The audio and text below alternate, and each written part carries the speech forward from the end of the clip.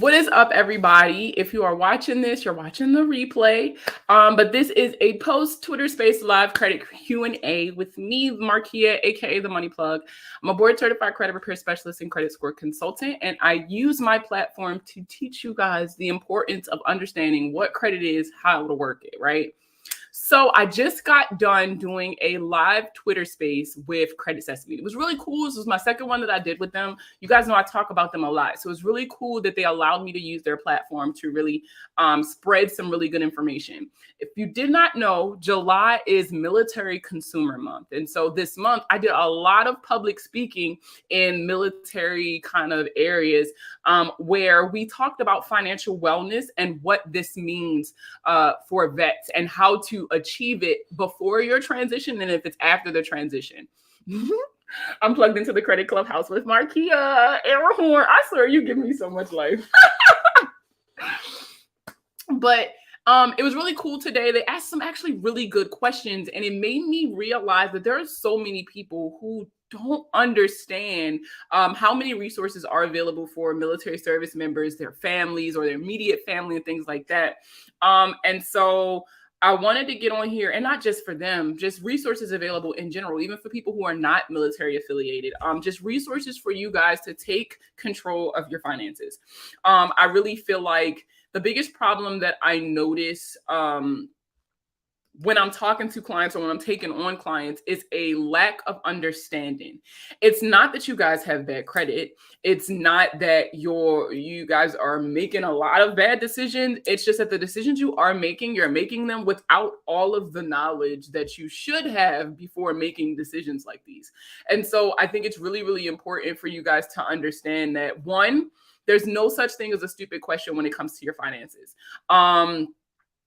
I would rather you ask questions from the right people than for you to make these big life-altering decisions and then you choose wrong, and then you're having to recover from those decisions later on in life. A lot of times I get people who are in like their late 20s, early 30s, or even late 30s, and they're trying to recoup from situations that they put themselves in their late teens, early 20s, and they had nobody to kind of steer them in the right direction. They had no really guidance, and so that was what led to them making those decisions. Coming to Baltimore for my birthday. Oh, DM me so we can talk. DM me so we can talk. But it was just, I don't know, it's really eye-opening kind of having these discussions this month with how many people who did not know that there are a lot of resources out there. And I know yesterday we talked about a lot of fintech apps. I definitely wanted to talk about those again today, as well as some books. I'm a book person. I love my Kindle app. Let me tell y'all, I'm on a 26-week streak, I think it is, for how many books I've been reading so far. So and one of the books that I really wanted to tell you guys about, and I love that I was on Twitter Spaces. Shout out to Credit Sesame for the invite. But I really wish I would have been able to have been on camera because I have this book right here. So anybody who knows me know that the Budgetnista was a huge part of me getting my finances in order. And this was like, I started, following her and like listening to her teachings and stuff like that. I want to say like back in 2015, maybe 2016, one of the two. And I really love this book. One, because, and I tell you guys all the time, like, when you are going through something or when you taking advice from people, it's cool to get advice from all of the professionals. But for me personally, I feel like the information that I've always been able to retain the easiest is people who look like me, people who have had similar experiences to me, and people who can understand my point of view. And I get that there are some of you who follow Dave and follow Suze and all those other people, but I can't relate to them. And the stories that they tell and the situations or examples that they have in their books don't apply to me. And so I feel like they're really out of touch. But when it came to Tiffany's book, like, it's just everything she was saying, I could relate to. Her story of her growing up, I could relate to, you know what I'm saying? So it's like, I don't know. I just felt like I could connect to her book more. And so I've always been able to retain the information that I've gotten through her trainings a lot easier. I love this book. I highly recommend if you're trying to get your finances in order, or if you're even interested remotely in finances. Not only should you get her book, which is called Get Good with Money, but I definitely think you guys should be following her on social media. She does so many things for our community and regarding financial literacy education. She's one of the biggest advocates that I've met, or that I've seen for myself, who actually want us to know more, and not just us as adults, but our children. She's advocating to make financial literacy a graduation requirement for. She's done it in New Jersey. She goes all over the country and really pushing for the accurate teaching of financial literacy. There's no reason that I can graduate knowing all about the Pythagorean theorem, but I couldn't even tell you how to fill out a W-4 by the time I graduated. And so I definitely think that this is a really, really, really good book. I've only seen the Budget Mom book and Dave. Another book, y'all know, and you know what? I've talked about this book a couple of times. What did I do with it? Damn, I think it might be in my suitcase, actually. There's another book. Shoot. I don't know where it went. Dang it. I've posted about it on my Instagram. I've posted it. I think it's called like How We Win. I want to say is what the title of the book is, but it's written by a Black woman, Kimberly Jones, and it talks about Black people in the money game and why we're behind the 8 ball and kind of how to overcome that. I definitely found it a very eye-opening experience. I definitely think that book kind of exposed me a little bit to some things that I knew but didn't really know. Like, you know, those things that we talk about in our communities that like we talk about, but we don't think that the rest of the world sees it or that people believes us. That was definitely another really, really, really good book. And then this one right here was something that I just kind of picked up at Barnes and Nobles once. The 30-Day Money Cleanse. No, it was Target. It was Target, not Barnes & Nobles. I apologize. It's called The 30-Day Money Cleanse by Ashley Feinstein Gersley. And this was actually a really good book. Like it's I want to say sit down, plan it out, because it takes about 4 weeks to go through the program that's inside of the book. But this was actually really good. It was kind of fun, honestly, going through this with my husband, kind of having these conversations. There's a lot of activities inside of the book for you to do to make it interactive. When it comes to your finances and learning, it should definitely be interactive. You should be asking yourself hard questions. You should be looking and reevaluating your relationship with money. And are you an emotional spender? You know, like what pushes you to spend this money? Do you have a budget? Why don't you have a budget? Things like that. So this was also a really, really good book that I would suggest for someone who's really starting to get into their finances. Remember, everyone, 35 days until Plugged In University drops. You ain't gonna let it go. Oh, I love that you keep me so accountable. And then yesterday we did talk about some apps. I definitely want to kind of bring those up again. I talked about them a little bit during the live that I just did with Credit Sesame, but there are a lot of good apps out there for you guys to use to help you better manage your finances. But the biggest thing is that you have to give these apps a try. The only way you'll know if you'll like an app is if you try it out. Try the free trials of these apps to see if it fits you. Everybody, what I need you guys to understand is that there's no one size fits all when it comes to your finances. Everybody's finances is different because we all live different lives. Yes, the budget apps. So like, even though I might like, you know, Mint and Albert and Dave, other people be like, oh, I'm not comfortable with that. Or no, I don't think that's a good idea for me. Some people only stick with services that their home bank provides, and that's perfectly fine too. But how many of you have a bank, have had a bank account with this bank for years and don't even know the resources that they provide you?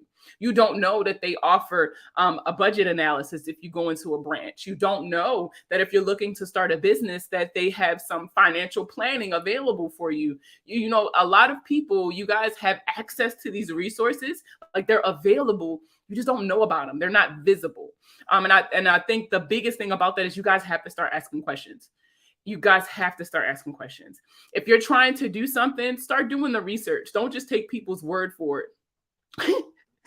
Yeah, CQ can only take you so far. But you know, a lot of credit unions actually offer things like workshops or virtual events, or at least they offer like newsletters that will tell you about things in your area and stuff like that. Definitely getting involved with their communities that they serve when it comes to things like opening up businesses or managing your finances properly. Because when it comes to you being a customer of their bank or of that credit union, or well, the financial institution, let's say that, when it comes to you being a customer, they want to keep you. And if the only way they can keep you is if you got money coming in or money going out. And so they have to be able to, at the very least, teach you how to manage these finances properly. So I can almost guarantee, depending on what bank or credit union you have, there is a resource out there available to you. You're just not asking the right people. Start going on these websites and looking around. Start going into these branches and asking questions. That's what these people are here for. I was trying to join Navy Federal, but I can't find my dad's DD 214, and my mom doesn't have it anymore. You can request it from the state. So there is, what is the website? I'm about to tell you right now. So I did make a post today on Instagram talking about how it is referral season with Navy Federal. And I also put what Navy Federal said is there are people who qualify for these accounts. I know everybody and their mother have a Navy Federal, even though y'all not supposed to. But when it comes to Navy Federal, they allow the service member and their immediate family being children, grandchildren, grandparents, or anyone who lives in your household, that may be DOD or military, National Guard affiliated. What is the website? If you go to the VA took it over. So if you go to va.gov, you can request a copy of your dad's DD-214, and you can even do it on archives.gov. Now, when you go to archives.gov, they'll probably mail it to you. I know they mailed me mine because I had a break-in service from 2014 to 2015, and I didn't have a DD-214 from my first time in service. So I used archives.gov to request a copy of my military records. It took a while. I'll say it took like 6 to 8 weeks for me to get my documents, but I was able to get a copy of my DD-214 from there. So if you need to, use one of those websites to try and get it. I told them I was in federal work and they said that doesn't count. Usually you got to like work with the Department of Defense, unless somebody can give you one of their referral codes to get you in. And then you kind of just rock with it that way. But definitely, if you want to request a copy of your dad's DD-214, I always say go straight through the VA. I know they took over those records requests, or you can go through archives.gov. Yes. Well, no, it's va.gov. Sorry. It's va.gov. And they do records requests as well. Yeah, I'm Treasury. What? And they didn't let you? That's kind of crazy. That's kind of crazy. They must really be cracking down. They must really be cracking down with membership. You're so welcome. Just be careful. You know, there are some people out here who are selling their access codes and stuff like that. Technically, you're not supposed to do that. So just be very, very careful. Especially, I know there's a lot of like Navy Federal groups on Facebook. If y'all think that Navy Federal employees have not infiltrated those groups, y'all are bugging. So please be very, very, very, very careful what you guys are engaging in or with on social media, trying to get access to these accounts. And also keep in mind that if you illegally gain access to these accounts, right? What can end up happening when they do internal audits is that not only will your account be shut down, but the person who referred you, their account could also be shut down. So that's just something to take into consideration before making this kind of decision.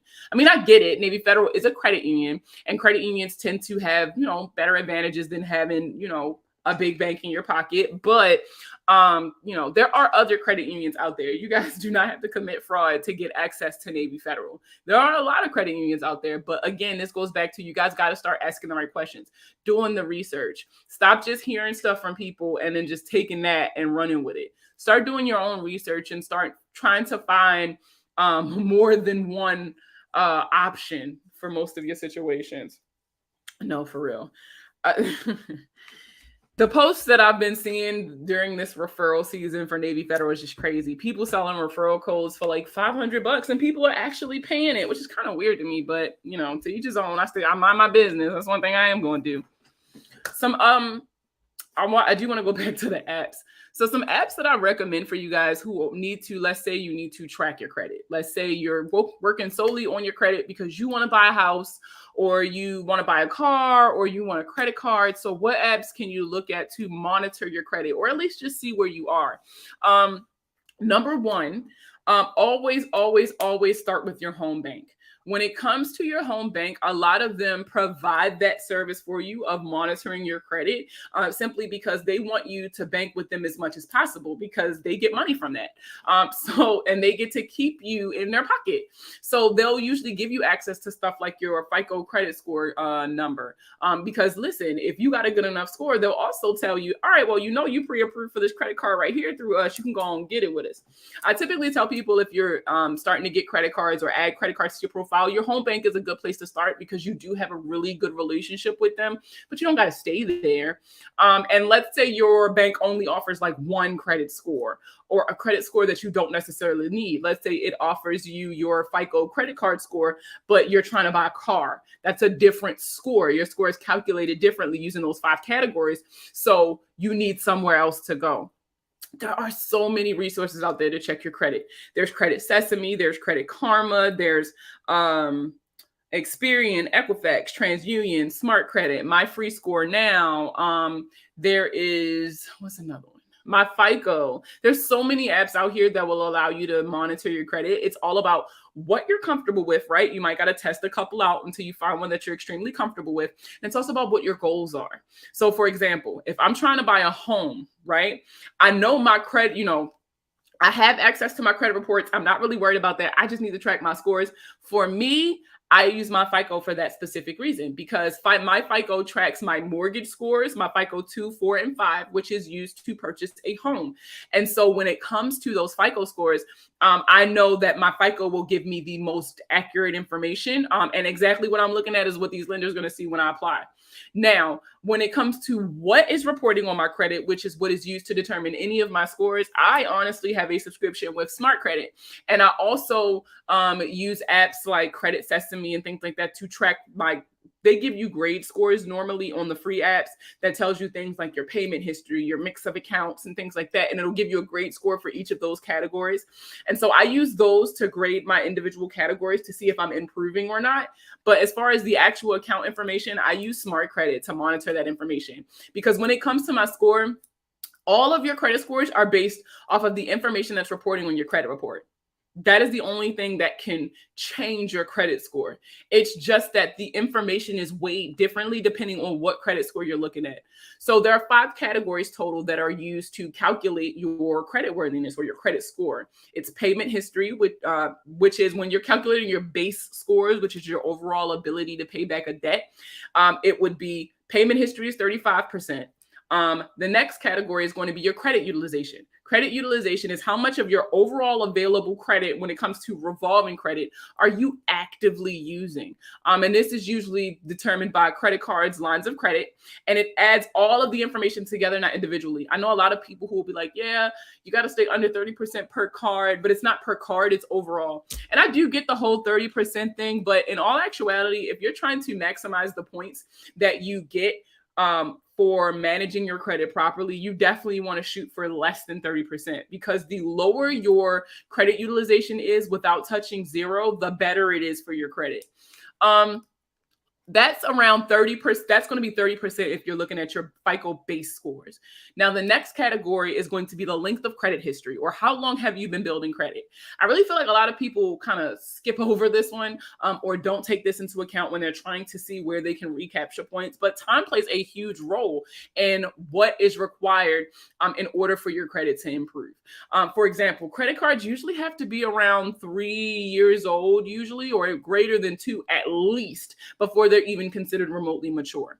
And that is because they want to make sure that this is a pattern of on-time payment history. This is a pattern of responsible spending and borrowing.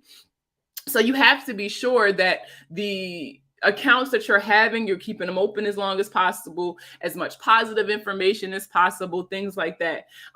This is why a lot of people will tell you, oh, don't pay your loans off early, because you really want to stretch that account so that it's reporting as much as possible before you end up paying it completely off. The next category would be mix of accounts. I typically tell people that when it comes to mix of accounts, they just want to know that you pay all of your bills, right? It's easy to be like, well, I pay my credit cards, or I only pay loans because I don't got credit cards. But a well-rounded bill payer, right, or consumer, a well-rounded consumer has a better chance of getting approved for things than somebody who only has credit cards or somebody who only has loans, because they know that no matter what kind of debt it is, they know you're going to pay them back. And so you have usually get better terms, which is like your interest and stuff like that, or length of time you got to pay it back, when you show that, or you can demonstrate that you are a well-rounded consumer. And then the last category, which is going to be inquiry/new accounts. I feel like this is the one you guys pay the most attention to, but in all honesty, it's probably the one you should concern yourself with the least. If you want to, yeah, I would say the least. Only because, so a lot of people, y'all will go out of your way. Y'all be looking for all kinds of life hacks to hide inquiries, when in reality, they want to see inquiries. They want to see that you're adding new accounts to your profile. They want to see that you are looking for more products to add to your consumer report.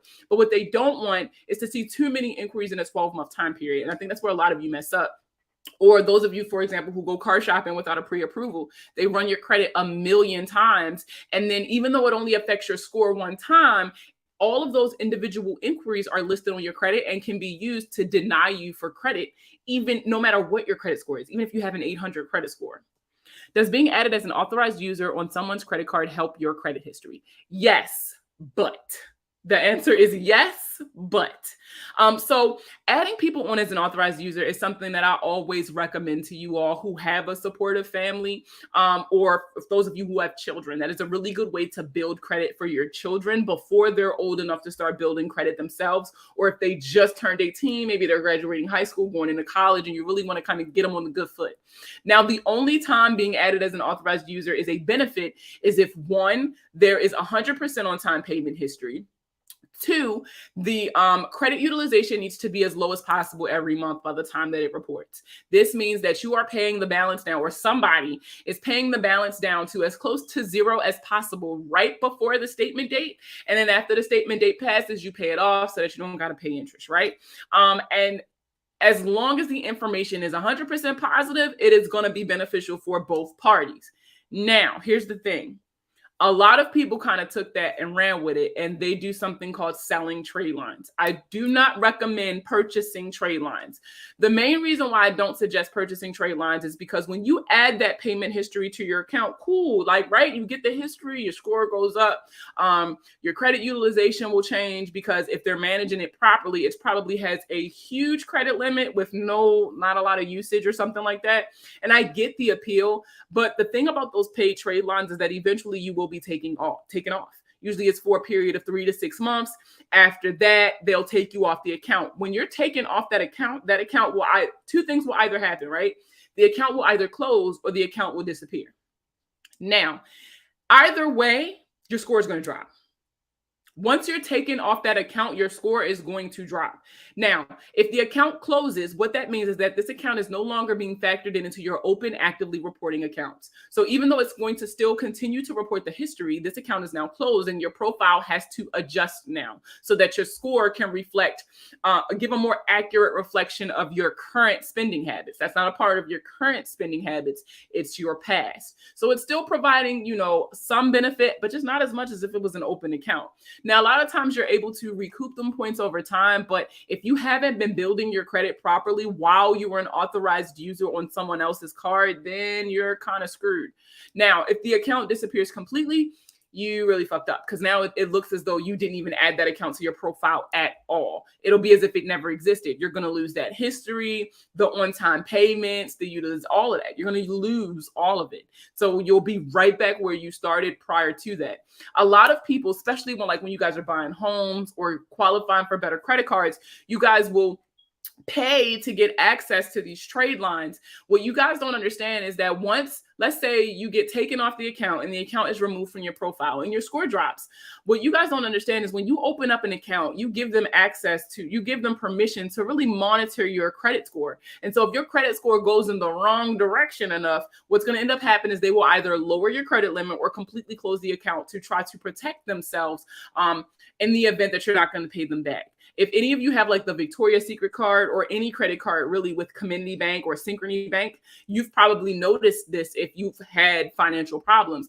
If your credit score is going down and down and down, what a lot of times ends up happening is they will lower your credit limit completely until it ends up closed. I mean, there's literally nothing you can do. They can close your account at any point in time with no prior warning, and they only have to notify you after the fact. And then not only that, when you guys are added on as authorized users, you still have to build your own credit. When you pull up your credit report and you're looking at accounts where you are an authorized user, there's something called responsibility, right? What is your financial responsibility to this account? And so as an authorized user, you have no financial obligation, right? You don't have to pay that back in the event that the other person can't. It's still going to hit your credit as a late payment if they're late. But let's say, God forbid, the person passes away, that debt is going unpaid. They're not going to legally pursue you to pay that account off. That is one of the perks of being an authorized user. However, you can't build a solid credit foundation with no financial obligation to these accounts. So you need to make sure that you're still opening up accounts on your own. That is really, really, really important. They want to see accounts where you are responsible for paying it back.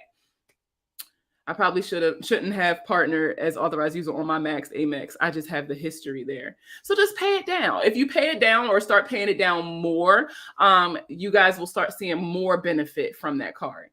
I've had my CQ student card since 2013, so that's my longest, and I'm not closing it. I definitely understand. Is 20% utilization bad? It's not that it's bad, but what a lot of people don't understand is that, like, I'll see 1,000 Facebook posts like, where can I get 30 points or where can I get 10 points? There's no assigned amount of points that's associated with each individual category. However, if you go through each individual category one by one, the credit utilization category is the easiest to manipulate points from. So the lower your credit utilization reports without touching zero, one, demonstrates that you actually use the product and responsibly, and two, you are really maximizing the points in that section. So 20% utilization isn't bad, but you could do better. You could do better. I always tell my clients 10%. This is my first time ever going over. That's fine. And then this is my first time ever going over 10%. And that's fine. And the thing about credit utilization that I like is that, all right, it was kind of high this month, but as long as I pay it off, my next billing cycle or pay it down my next billing cycle, I know I can recoup those points and I'll have a more accurate kind of reflection of my credit worthiness after that. But that's actually really good. A lot of people struggle with, especially when you have multiple credit cards. But that is one of the reasons why I suggest multiple credit cards. Do I really need to pay to lock credit with Experian? No, not at all. There are two kinds of services that are offered to you. I usually keep this card up on my here's one. There are two kinds of services that are offered to you for protection against identity theft. I got this little info card directly from the Federal Trade Commission, or the FTC, who is responsible for consumers and all this other stuff. And so this information is coming directly from them. But the two services are fraud alerts and credit freezes. A fraud alert, a lot of people don't know about fraud alerts, but those are actually my favorite as opposed to credit freezes.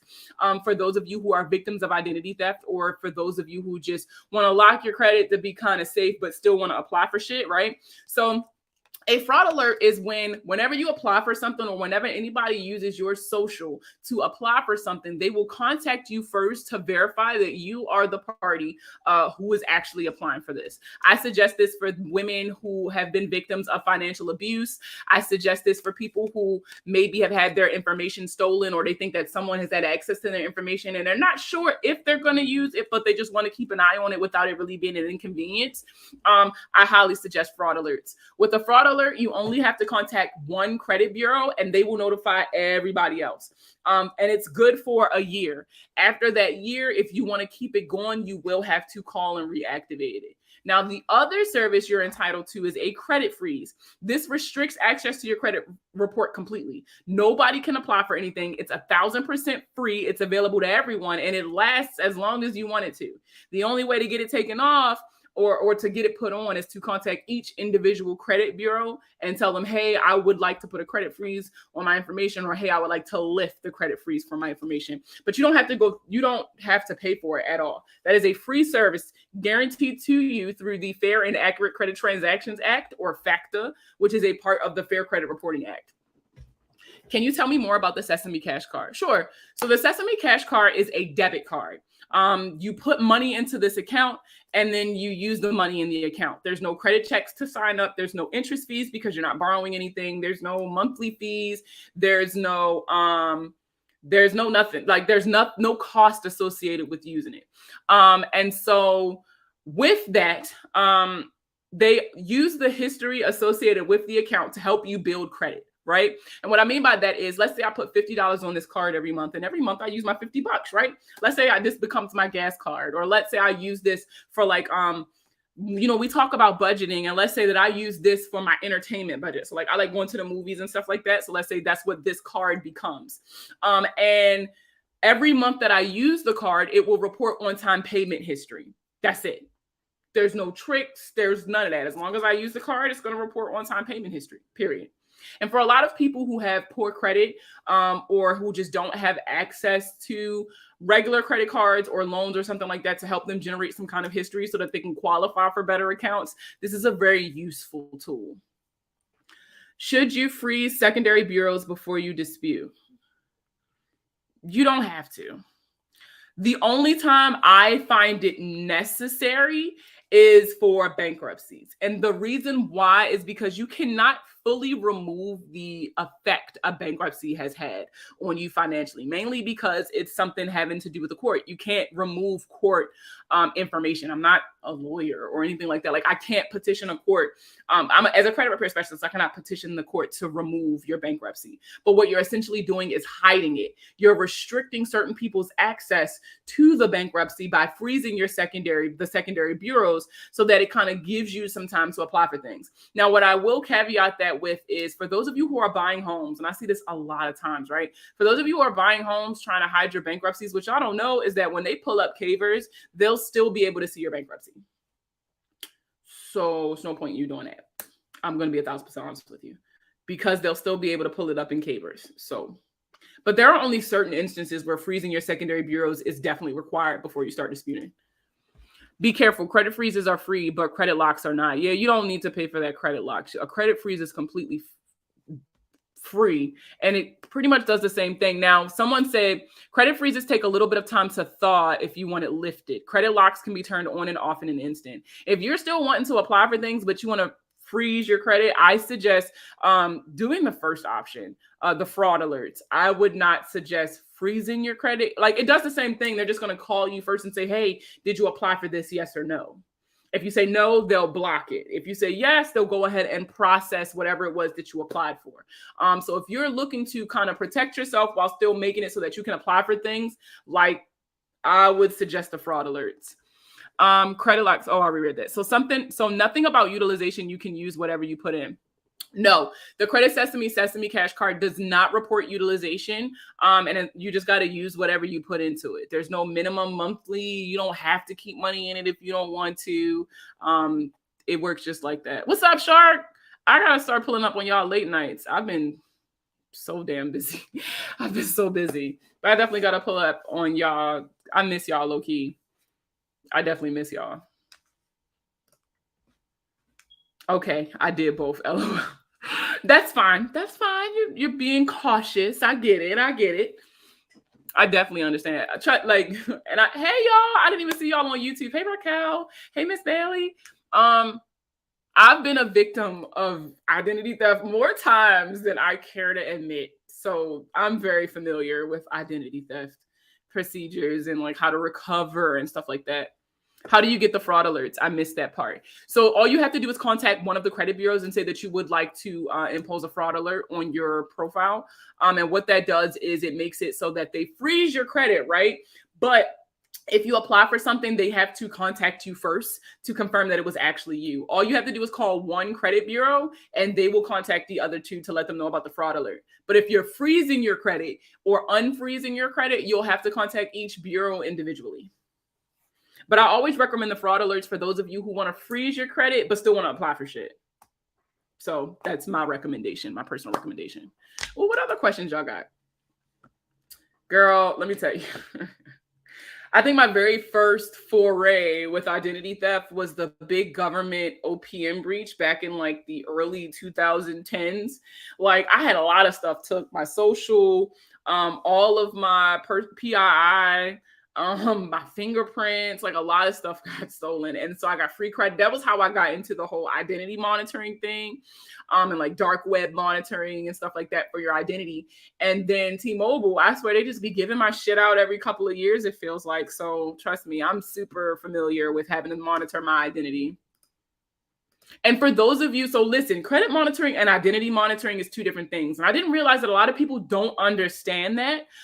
But credit monitoring and identity monitoring are two different things. Now, there are some services who will offer you both, but they are two completely separate things.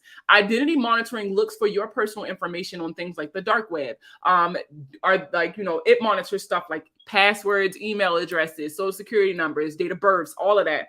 And what I will say is this past December, I have identity monitoring. I got a notification that my information was available on the dark web, and I didn't pay no attention to it because, it's the holidays. I just wasn't on top of it. And what happened was somebody ended up hitting all of my cards. Like, I'm not even just my personal cards, my business cards. Like, they were spending like $700 at Michael's and $800 at gas stations and stuff. But if I would have went ahead and just changed all of my stuff when I got the dark web monitoring alert, then I would have never been in that position in the first place. So I will say that identity monitoring is very, very, very beneficial for those of you who believe you have been a victim of identity theft or you have been one before. It definitely helps to see because it'll show you where your information is available online. And I've also been able to successfully use my identity monitoring results to get me out of situations with my credit. Like, for example, I had my identity stolen and somebody opened up an account in my name. And so I used the dark web monitoring alert to prove that my information was available on the dark web. So somebody has had access to my information. I've used that to put in a fraud alert on my credit, which puts a specific EI sticker code attached to my profile, as well as I did a police report saying that I was a victim of identity theft. And so all of those things combined, plus the documentation that I had to fill out from the lender, put together, absolved me of the debt because I was able to prove that I was a victim of identity theft and I was not the party who opened that account. So identity monitoring is very, very useful. A lot of different companies offer identity monitoring. I'm pretty sure Experian, Equifax, and TransUnion might offer it. You just got to find a company that you're comfortable with. Like, I don't even have one that I recommend over the other because I've never had a bad experience with it, period. The only reason I've even gone to different companies over the years is because it'd be free. So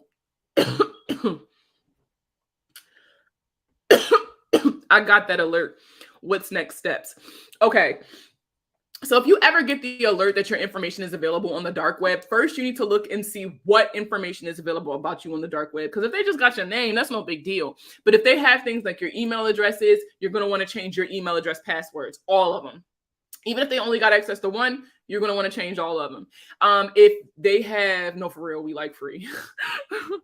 And whenever you're a victim of identity theft from a large company, those companies often have periods in time when you have to sign up and they will give you free access to identity monitoring. Like T-Mobile did it, the government did it, obviously. But whenever a company is responsible for the identity theft, they will pay for you to have it for a certain amount of years. But if they find your banking information online, then what you're going to want to do is you're going to want to request new cards. If it's account numbers and things like that, then you're going to want to close accounts and open up new ones.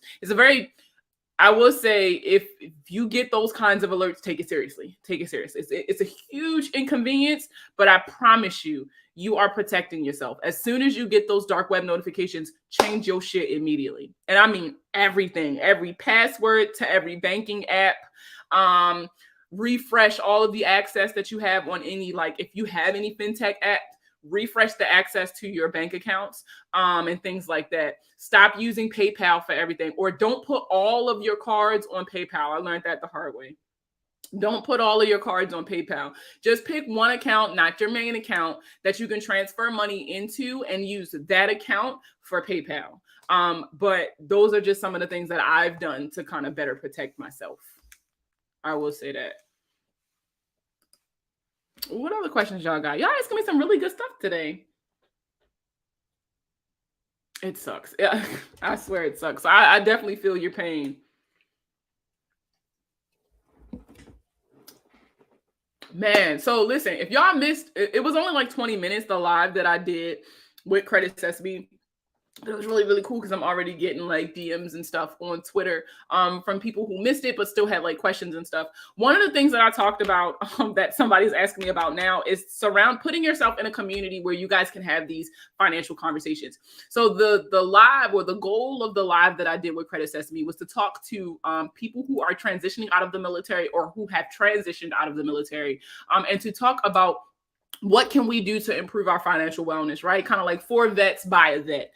And one of the things that I talked about was military Greek letter organizations. There are a lot of them. There is a lot of them. But what I will say is that since I've been a part of these communities, it's definitely improved my quality of life.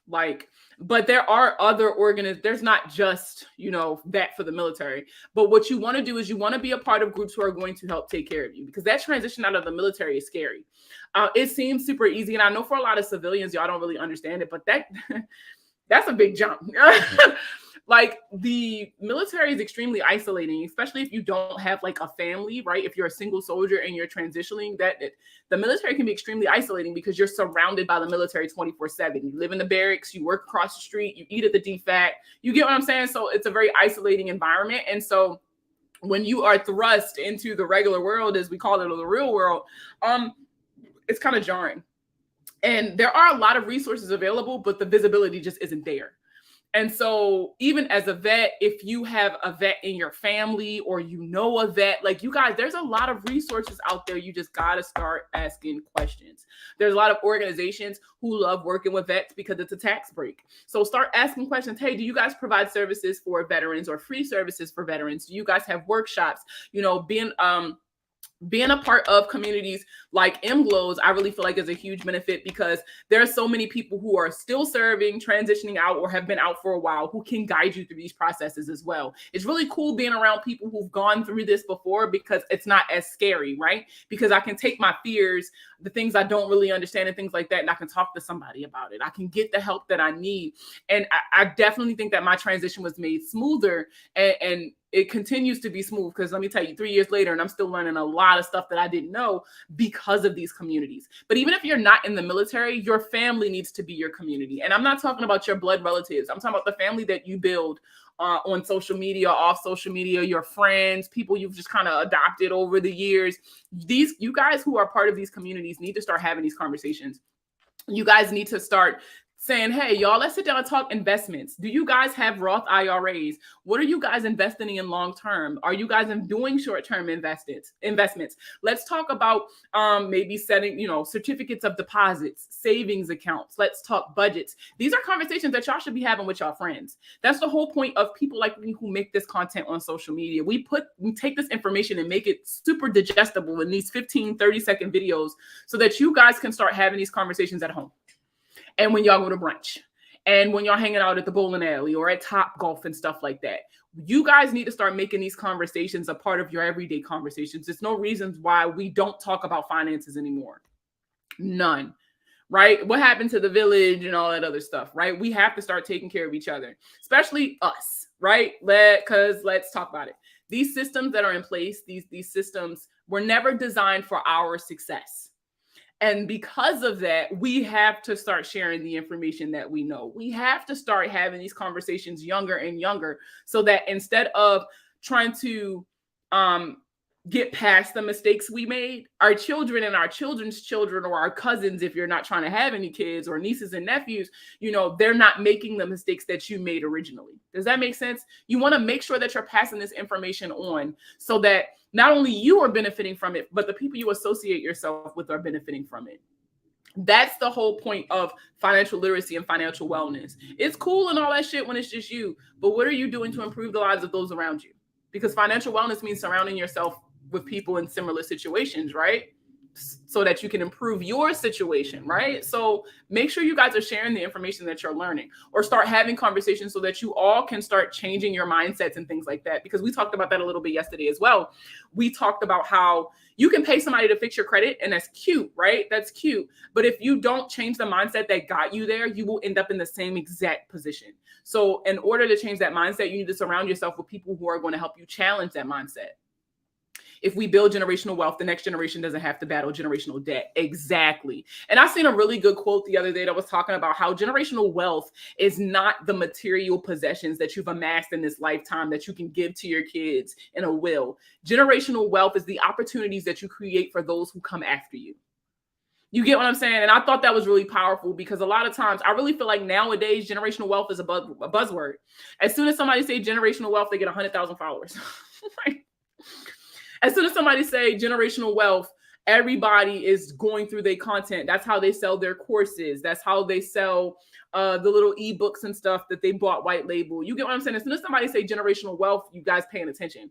But generational wealth is more than just the material possessions you possess. It's more than that. What opportunities are you creating for those who come after you? Are they going to have a way to pay for college? Are they going to have more job opportunities if that's what they want to do? Do they have entrepreneurial opportunities if that's what they want to do? That's what you should be focused on when it comes to generational wealth, creating more opportunities for the people who come after you.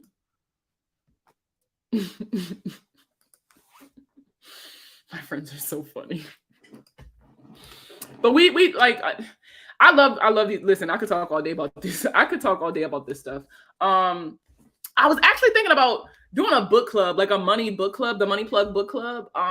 Right now it's only like 3 people in it. It's just me and a couple of my friends, and like I'll pick out a book and we'll get it and we'll buy it and we'll read it together and things like that. But if you guys are active on Facebook and you guys join the Facebook group, what I'm going to start doing is I'm going to reread these books right here.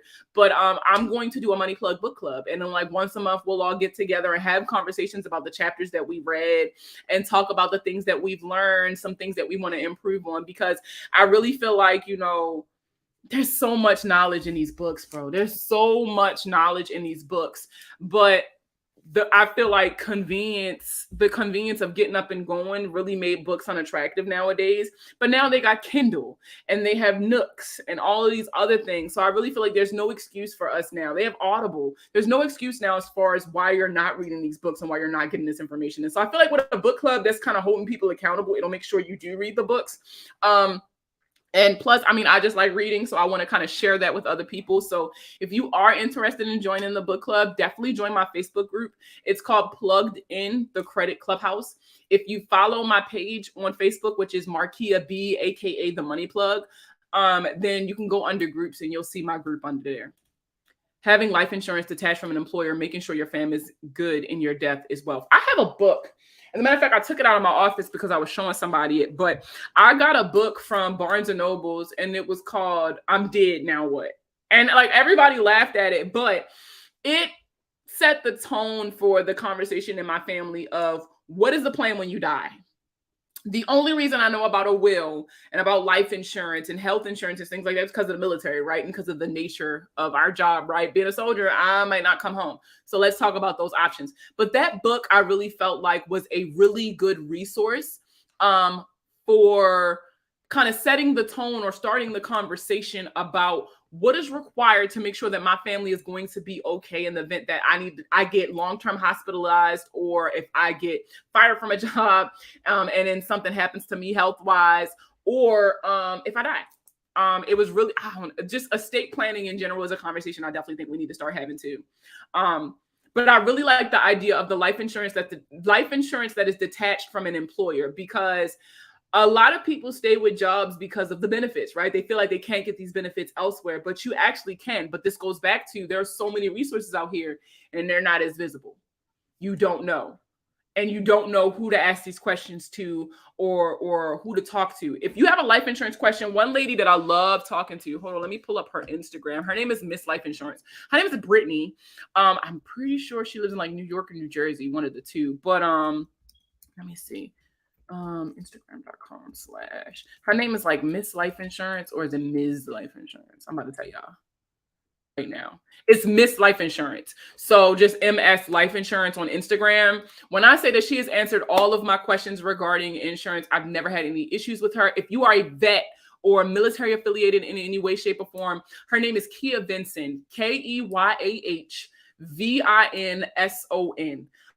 She's been able to answer all of my, because we have different experiences, we have different questions regarding stuff like that, and we have different goals and shit like that. But those are the only two people who I trust to answer any questions I have regarding life insurance.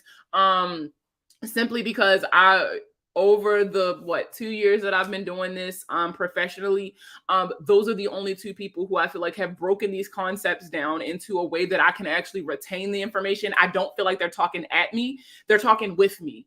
I'm included in the conversations that we're having when we have conversations about life insurance. So those are definitely two people that I definitely think you guys should pay attention to when it comes to life insurance, or if you have any questions, you can ask them about it.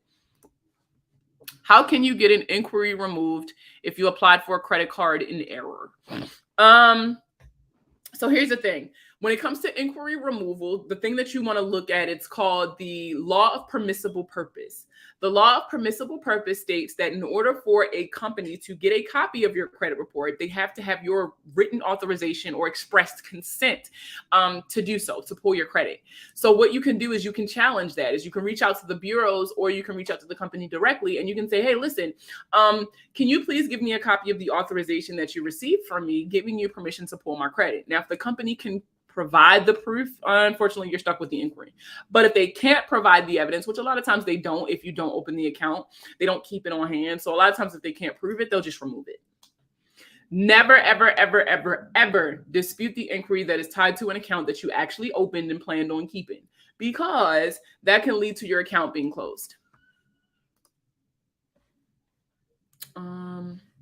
Let's see, I got a couple more minutes. Let me make sure I'm answering everybody's questions. I be forgetting to flip back and forth. Okay, got everybody questions. All right, any last minute questions? Or I hate this plane. Any last minute questions? Anybody want to talk about anything before we jump off of here? Yes, no, maybe so. Remember, so for those of you who don't follow me, usually every Friday I try to go live, with the exception of last Friday because I was on vacation.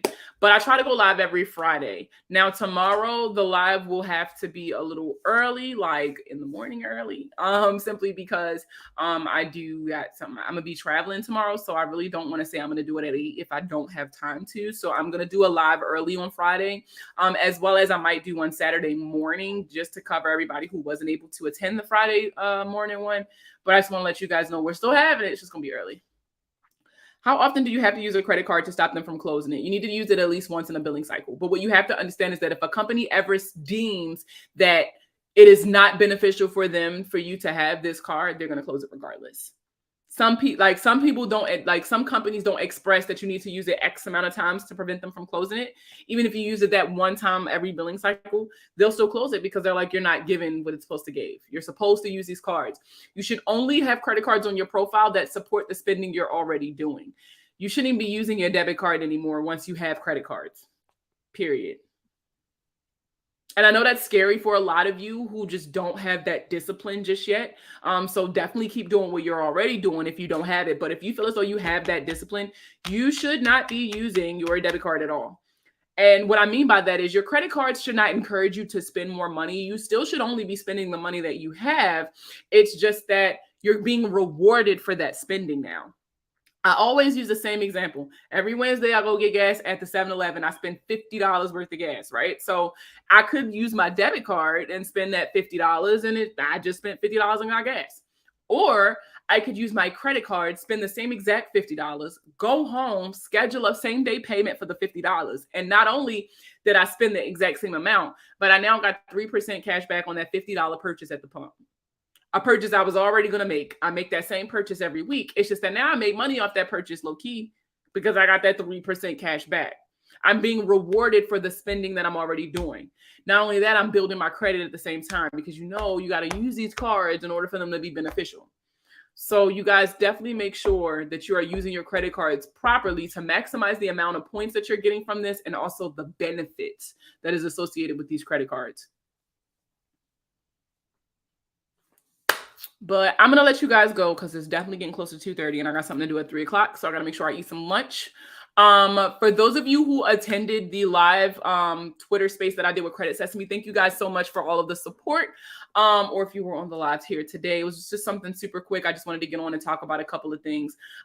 If you missed any of the live, it will be available to review on my YouTube channel at WWTMPD.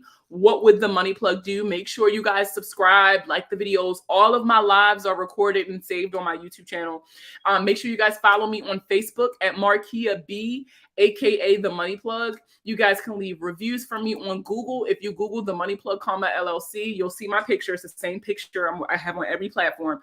Leave your review. If you watch my content, if you attend my lives, if you come to my free workshops that I do every month and you got something out of it, let people know. I want to start bringing respect back to this industry. There are people in the financial literacy space who literally only want to see you guys do better. So let's start supporting those creators. Let's start supporting those businesses and showing people that there's a right way to do this and kind of setting that standard. But thank you guys so much for all of your support over the last 2 years. Like I always say, it always means so much to me. And it's made a huge difference for my family. So thank you.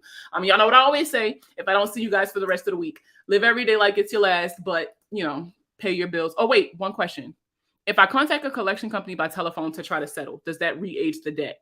It depends on what state you live in, to be honest with you, because the statute of limitations is often reset by the date of last activity. So the date of last activity could be something as simple as you contacting them and updating your phone number. That could help reset the statute of limitations for that debt. Now, it cannot make the debt last longer than the 7 years it reports on your credit. The only thing that can reset that is a payment, but it could reset the statute of limitations, which is how long a company has to sue you.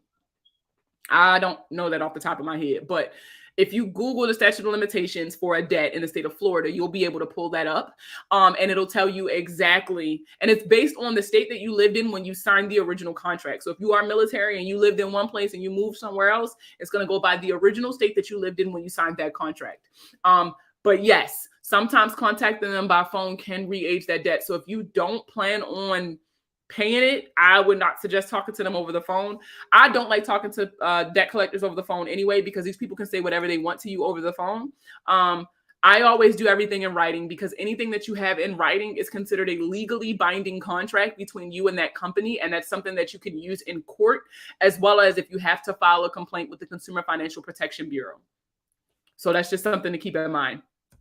But I really got to get out of here. It's 2:29. Live every day like it's your last, but, pay your bills and wear condoms just in case it's not.